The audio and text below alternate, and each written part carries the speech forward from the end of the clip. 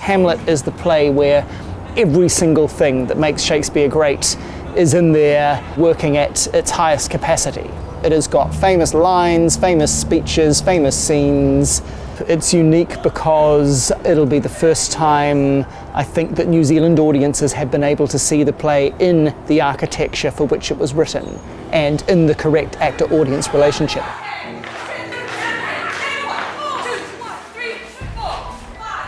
Really what we want to do is to create an atmosphere that's specific to the play, as well as fitting in with the overall look and feel of the pop-up globe.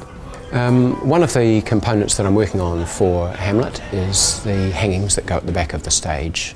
This is part of decorating the stage to make it look royal and set this play apart from the other plays, but they also serve a purpose in the play itself.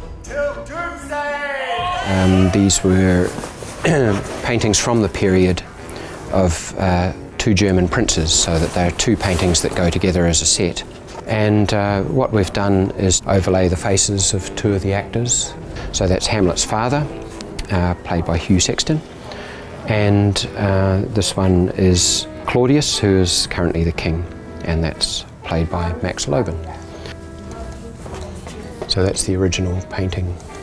And there's Hugh's face over the top. Yeah, we had Hugh's photo taken, facing in the right direction and with the right lighting, so that specifically we would be able to overlay this on top in this way. Prince Rupert was a very handsome man, but I think actually Hugh suits this pose better, actually. This is Yorick, alas, poor Yorick. Yeah, I knew him quite well. Yeah, so these skulls are dug up in the grave digging scene. Yorick is the famous one, but the rest of them are just a range of other people that the grave diggers dig up while digging a grave for Ophelia, who will be dropped into the same hole. One there was a woman back, rest her soul, she's dead.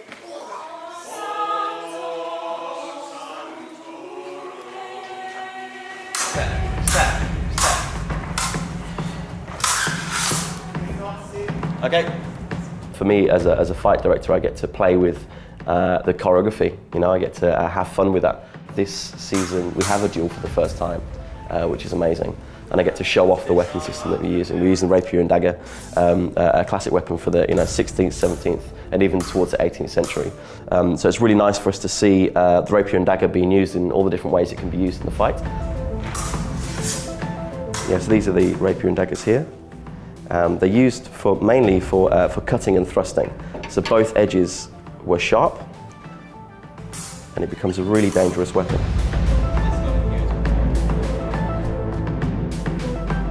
What's really exciting about the pop-up globe is obviously all the blood. We're going to be using our own blood, our special blood recipe. So it's all obviously super secret, but this is our new blood. So here you can see how thick it is, which is fantastic. So I like really thick blood, because it means then it stays on the skin longer.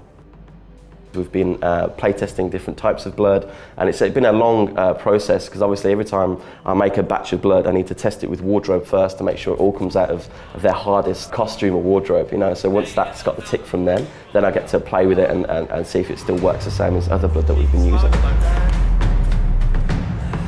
So I'm just really excited about what happens when you put that play on a thrust stage with the audience 270 degrees around you, and it really changes it from a cerebral, intellectual, sit-in-the-dark play to being much more like a massive rock concert, with Hamlet as the Bruce Springsteen, David Bowie, Paul McCartney of the Jacobean era.